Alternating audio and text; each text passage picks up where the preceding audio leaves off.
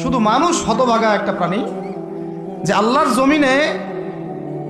জমিনে থেকে আল্লাহর খেয়ে, আল্লাহর পরে, আল্লাহর বাতাস থেকে শ্বাস নিয়ে, আল্লাহর দেওয়া পানি পান করে, আল্লাহ পাকের দেওয়া অর্থ, সম্পদ, রিজিক, স্ত্রী, সন্তান সব ভোগ করে আল্লাহরই জমিনে আল্লাহ বিরোধী আইন চালু করে দিয়েছে।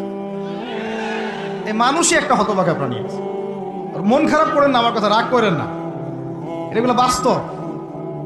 আর আমার দিকে তেড়ে এসে কোনো লাভ নাই, কারণ এটা হচ্ছে অকাট্য সত্য কথা যে আমরা আল্লাহ পাকের জমিনে আল্লাহর খেলাফতে দায়িত্ব পালন করছি না।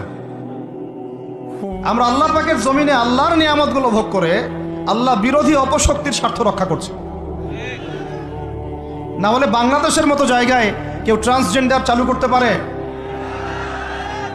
একটা 90% মুসলিমের দেশে কেউ সুদভিত্তিক ব্যাংকিং সিস্টেম চালু করতে পারে? মদের বার চালু করতে পারে?